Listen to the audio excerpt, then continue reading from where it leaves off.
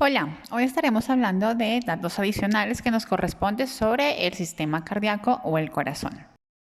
Hablemos de la inervación. El corazón está inervado por fibras nerviosas autónomas, tanto del sistema parasimpático como del sistema simpático, que forman el plexo cardíaco. Las ramas del plexo cardíaco inervan el tejido de conducción, los vasos sanguíneos coronarios y el miocardio auricular y ventricular. Las fibras simpáticas proceden de los segmentos medulares cervical y del torácico. La inervación parasimpática deriva de los nervios vago o décimo par craneal. El nervio vago o décimo par craneal es el más largo y complejo de los pares craneales.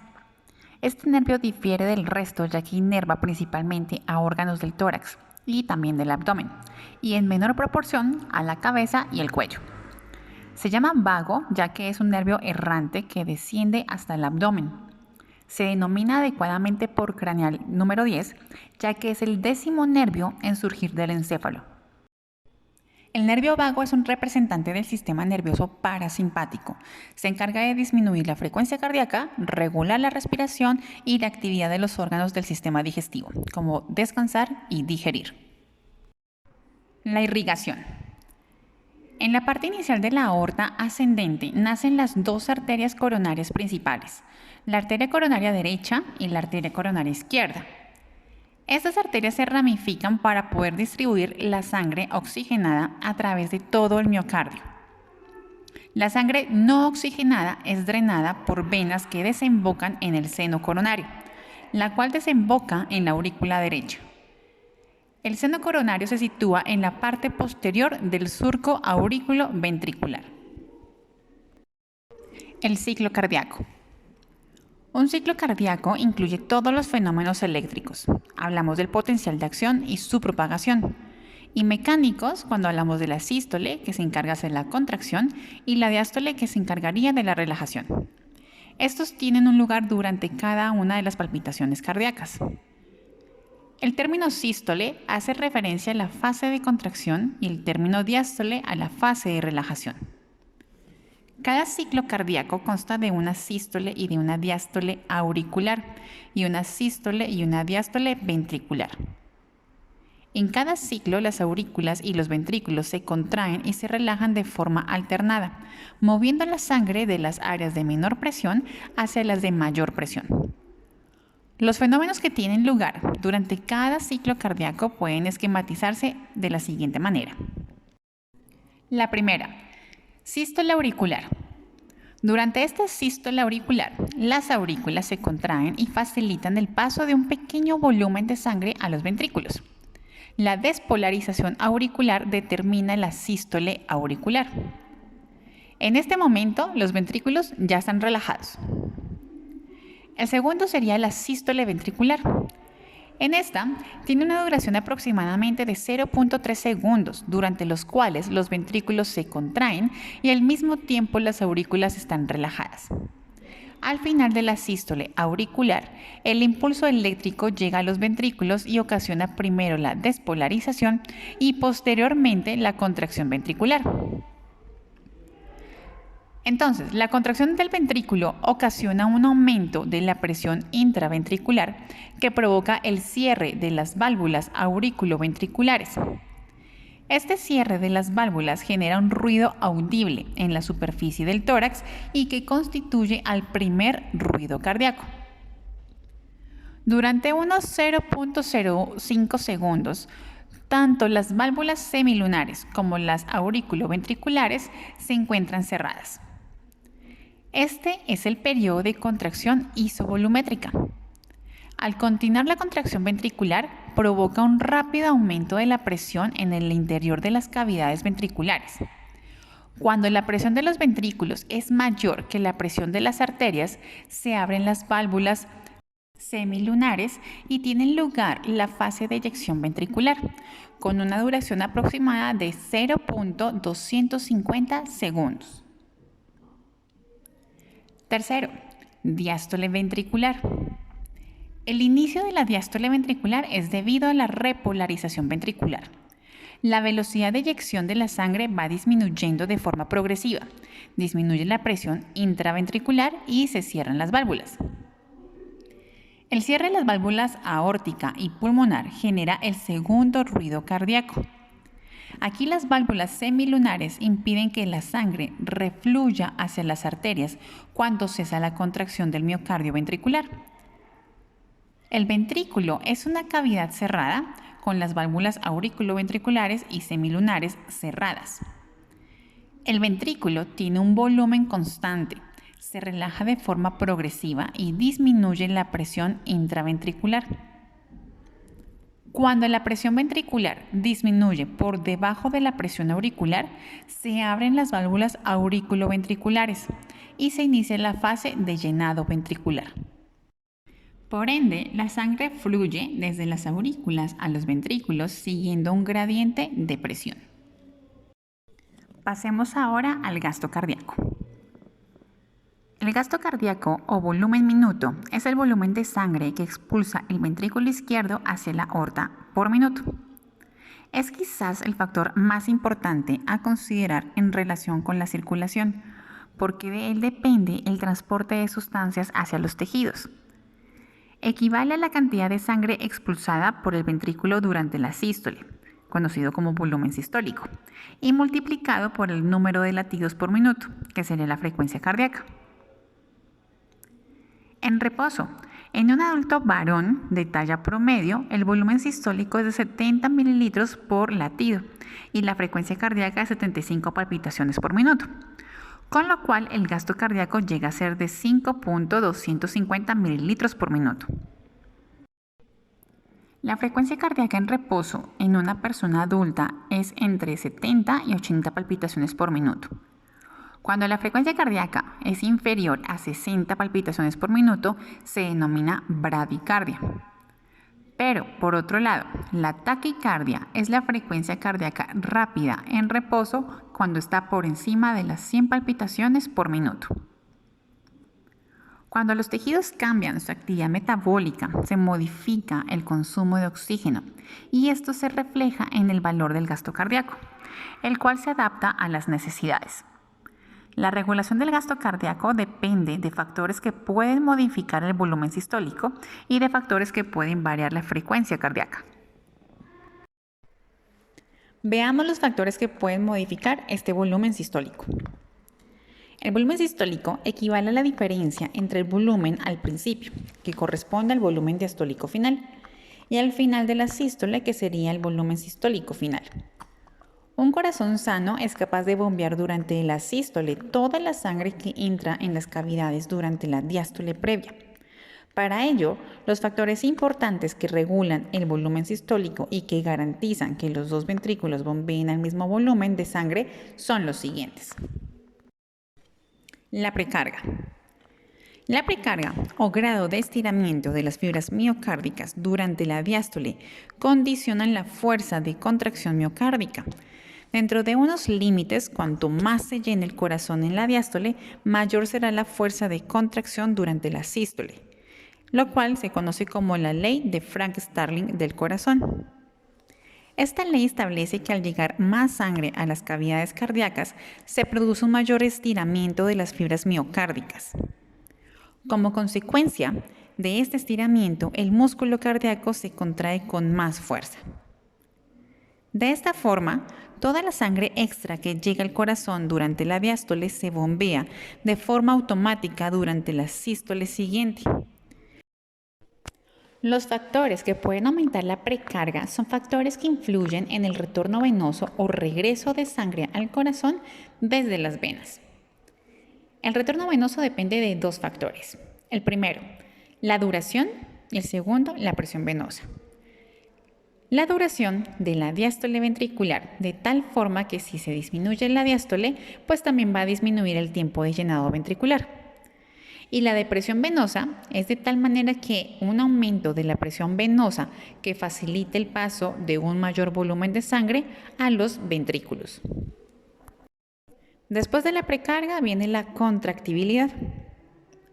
La contractibilidad miocárdica o fuerza de contracción de las fibras del miocardio con cualquier valor de precarga Estos factores pueden estar modificando la contractibilidad y se enumeran así. En primera instancia, los factores intrínsecos, los cuales están relacionados con la ley de Frank-Starling del corazón. La segunda son los factores extrínsecos, que van a estar relacionados con el efecto del sistema nervioso vegetativo sobre las fibras miocárdicas. El sistema nervioso simpático inerva todas las fibras miocárdicas auriculares y ventriculares y su estímulo ocasiona un aumento de la contractibilidad miocárdica. El sistema parasimpático inerva básicamente al miocardio auricular y en mucho menor grado al miocardio ventricular. La estimulación del sistema nervioso parasimpático ocasiona una disminución de la contractibilidad entre un 20 a un 30%. Y finalmente encontramos la poscarga. La poscarga es la presión que debe superar el ventrículo durante la sístole para poder abrir las válvulas aurículo-ventriculares. El aumento de la poscarga con valores de precarga constantes reduce el volumen sistólico y permanece más sangre en los ventrículos al final de la diástole. Ahora pasemos a los factores que pueden modificar la frecuencia cardíaca. La frecuencia que establece el nódulo sinusal puede alterarse por diversos factores, siendo los más importantes el sistema nervioso autónomo y el mecanismo químico. En primera instancia, encontramos que el sistema nervioso autónomo se encarga de regular la frecuencia cardíaca a través de impulsos que provienen del centro cardiovascular y que va a estar situado en la unión bulbo-protuberancia. Las fibras simpáticas que se originan en ese centro van a ocasionar un aumento de la frecuencia cardíaca. Asimismo, las fibras parasimpáticas que desde el centro cardiovascular llegan a través del nervio vago al corazón disminuyen la frecuencia cardíaca. Receptores situados en el sistema cardiovascular, como los barorreceptores y los quimiorreceptores, y receptores musculares y articulares como los propioceptores, se van a encargar de informar al centro cardiovascular de cambios en la presión arterial, en la composición química de la sangre y de la actividad física respectivamente. Eso comporta la llegada de estímulos activadores o inhibidores al centro cardiovascular que ocasionan la respuesta de este a través del sistema nervioso autónomo. En segunda instancia encontramos la regulación química. Esta regulación química es de la frecuencia cardíaca e incluye mecanismos relacionados con las hormonas suprarrenales, epinefrina y norepinefrina, y con cambios en la concentración de determinados iones intra y extracelulares, como el potasio, calcio y sodio. Y en tercera instancia encontramos otros factores que pueden influir en el valor de la frecuencia cardíaca, que incluyen la edad, el género y la temperatura corporal. Fisiología de la circulación sanguínea. Hablemos del flujo sanguíneo. El flujo sanguíneo es el volumen de sangre que fluye a través de cualquier tejido por unidad de tiempo, en mililitro por minuto. El flujo sanguíneo total es el gasto cardíaco. La distribución del gasto cardíaco entre las diferentes partes del cuerpo depende de la diferencia de presión entre dos puntos del sistema vascular y de la resistencia al flujo sanguíneo. Presión arterial. La presión sanguínea es la presión hidrostática que ejerce la sangre contra la pared de los vasos que la contienen. Es máxima en la raíz de la aorta y arterias, que se conoce como la presión arterial, y va disminuyendo a lo largo del árbol vascular, siendo mínima en la aurícula derecha. La sangre fluye a través de los vasos conforme a un gradiente de presión que se encuentra entre la aorta y la aurícula derecha. La presión arterial se genera con la contracción de los ventrículos. Durante la sístole ventricular, la presión arterial adquiere su valor máximo. Esto se le conoce como presión sistólica, y sus valores son aproximadamente de 120 milímetros de mercurio. La presión mínima coincide con la diástole ventricular, que viene siendo la presión diastólica, y su valor varía entre los 60 y 80 milímetros de mercurio. Está en relación con la elasticidad de las arterias que se encargan de transmitir la energía desde sus paredes a la sangre durante la diástole. La presión sistólica refleja la contractibilidad ventricular izquierda, mientras que la presión diastólica indica el estado de la resistencia vascular periférica. El valor de la presión arterial está directamente relacionado con la volemia y el gasto cardíaco e inversamente proporcional a la resistencia vascular. Resistencia vascular. La resistencia vascular es la fuerza que se opone al flujo de sangre, principalmente como resultado de la fricción de esta contra la pared de los vasos sanguíneos. En la circulación general, la resistencia vascular o resistencia periférica es la que se presentan en todos los vasos de la circulación en general. Contribuyen a ella en su mayor parte los vasos de pequeño calibre, como las arteriolas, capilares y las vénulas. Los grandes vasos arteriales tienen un gran diámetro y la velocidad de flujo es elevado, por lo que es mínima la resistencia a este flujo. Sin embargo, la modificación del diámetro de las arteriolas comporta importantes modificaciones de la resistencia periférica. El principal centro regulador del diámetro de las arteriolas es el centro cardiovascular. Retorno venoso. El retorno venoso es el volumen de sangre que regresa al corazón por las venas de la circulación general y su flujo depende del gradiente de presión entre las venas y la aurícula derecha. Además del efecto del corazón, otros mecanismos contribuyen a facilitar el retorno venoso. Entre ellos encontramos dos. El primero, la contracción de los músculos de las extremidades inferiores comprimen las venas, lo cual empuja la sangre a través de la válvula proximal y cierra la válvula distal. Y la segunda es que durante la inspiración el diafragma se mueve hacia abajo, lo cual reduce la presión en la cavidad torácica y la incrementa en la cavidad abdominal. Regulación de la presión arterial. Para mantener unos valores de presión arterial que permitan la correcta irrigación de todos los órganos del organismo y que se puedan adaptar a las necesidades energéticas, es preciso un estricto control de los valores de la presión arterial y el flujo sanguíneo. Existen distintos mecanismos implicados en el control de la presión arterial, los cuales pueden agruparse en: primero, mecanismos de acción rápida. En este encontramos que son mecanismos que se inician unos cuantos segundos después de que aumente o disminuya la presión arterial, y su acción va a estar relacionada con la actividad del centro cardiovascular y el sistema nervioso autónomo. Entre estos encontramos los impulsos aferentes y los eferentes. Dentro de los impulsos aferentes, esto que informa en el centro cardiovascular de cambios en los valores de la presión arterial y pueden venir a través de receptores sensoriales periféricos, como los vasoreceptores, quimiorreceptores y los propios receptores, o también por impulsos cerebrales. Luego tenemos los impulsos eferentes. Estos viajan desde el centro cardiovascular a través de nervios del sistema nervioso simpático y sistema nervioso parasimpático. A su vez se subdividen en dos. Si hablamos del simpático, decimos que es la parte más importante del sistema nervioso autónomo para la regulación de la circulación. Los impulsos simpáticos en el corazón aumentan la frecuencia cardíaca y la contractibilidad miocárdica. En los vasos, los nervios vasomotores simpáticos pueden regular su diámetro modificando la resistencia vascular. En las arteriolas, la vasoconstricción aumenta la resistencia vascular impidiendo la marcha rápida de la sangre de las arterias en adelante, aumentando entonces la presión arterial. Y en las venas, la vasoconstricción ocasiona un aumento del retorno venoso.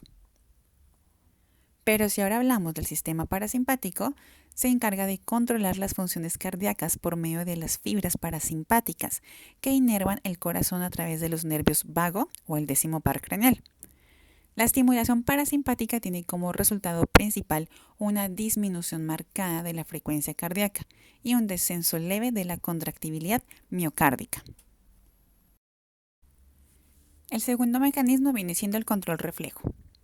Son mecanismos reflejos de retroalimentación negativa que mantienen de forma inconsciente los niveles de presión arterial dentro de los límites normales. Dentro de estos encontramos los reflejos de los vasoreceptores. Su acción es en el mantenimiento de la presión arterial, que son muy importantes ante los cambios de la postura. Cuando una persona que está acostada se sienta o se pone de pie, se produce una disminución de la presión arterial en la cabeza y la parte superior del cuerpo.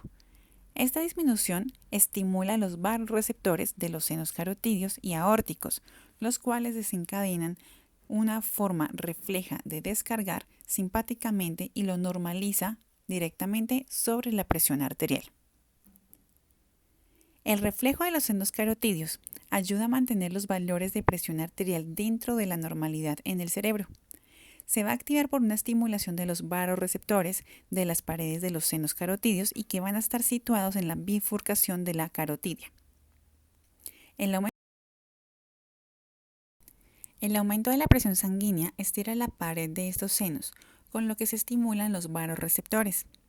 Los impulsos nerviosos se propagan al centro cardiovascular, el cual, a través del sistema nervioso parasimpático, envía estímulos para disminuir la presión arterial.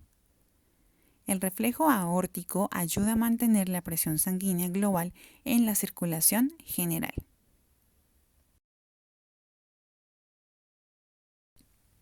Ahora hablemos de los reflejos quimiorreceptores. Esos quimiorreceptores son células sensibles a la presión de oxígeno, a la presión de dióxido de carbono y a los hidrogeniones. Se van a localizar en una bifurcación carotidia y en el callado aórtico. Cuando éste disminuye la presión arterial, el flujo sanguíneo va a ser más lento y se va a acumular el exceso de dióxido de carbono y de hidrógenos, pero va a disminuir la presión de oxígeno. Eso estimula los quimiorreceptores, los cuales de forma refleja van a ocasionar un aumento de la presión arterial. Este reflejo solo se estimula ante disminuciones muy importantes de la presión arterial.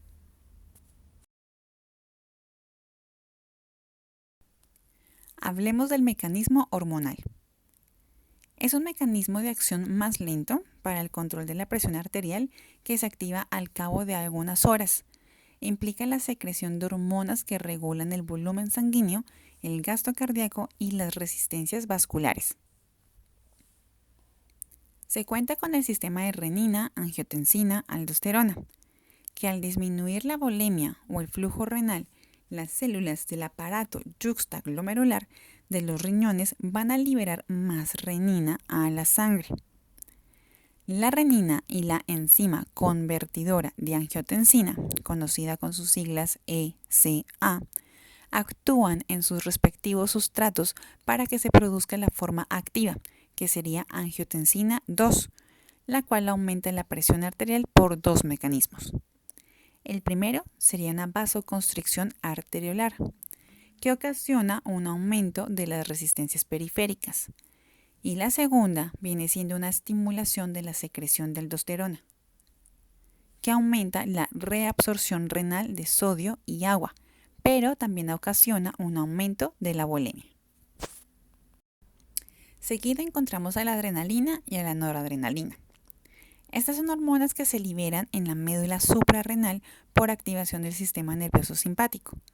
Ocasionan un aumento del gasto cardíaco al aumentar la contractibilidad y la frecuencia cardíaca.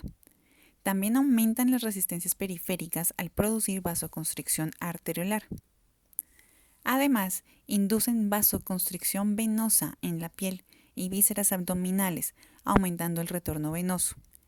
Asimismo, la adrenalina produce vasodilatación arterial en el miocardio y los músculos esqueléticos. Hormona antidiurética, con sus siglas ADH. Esta hormona es hipotalámica, se libera en la hipófisis al disminuir la volemia y estimula la reabsorción de agua en el riñón y la vasoconstricción arteriolar. Y por último encontramos el péptido natriurético auricular, que se libera en las células auriculares cardíacas y disminuye la presión arterial al ocasionar vasodilatación y al aumentar la excreción de iones y agua por el riñón. Y para cerrar, hablemos del intercambio capilar. En los capilares se produce la entrada y salida de sustancias y líquido entre la sangre y el líquido intersticial o intercambio capilar. La velocidad de flujo en los capilares es la menor de todos los vasos del sistema cardiovascular para poder permitir el correcto intercambio entre la sangre y todos los tejidos del organismo. El desplazamiento del líquido y de otros solutos contenidos en el mismo se produce en ambas direcciones a través de la pared capilar siguiendo el principio de la ley de Starling.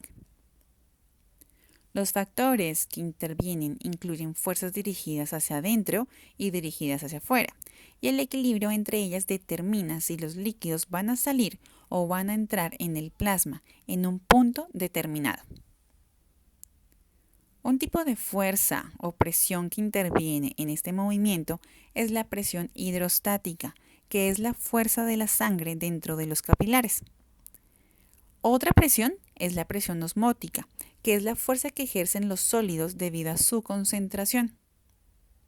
En el extremo arteriolar, el capilar de presión hidrostática es mayor que la presión osmótica y eso ocasiona un movimiento neto del líquido y solutos hacia el espacio intersticial o conocido también como filtración. En el extremo venoso del capilar, la presión osmótica es mayor a la presión hidrostática y eso ocasiona movimientos del líquido y solutos de ese líquido intersticial hacia el capilar y ahí es donde se le conoce como reabsorción. Aproximadamente un 85% del fluido filtrado en el extremo arteriolar de ese capilar se reabsorbe en el extremo venoso. El resto de filtración y algunas proteínas que se han filtrado no pueden ser absorbidas. Entran a los capilares linfáticos del espacio intersticial y así retornan al torrente circulatorio.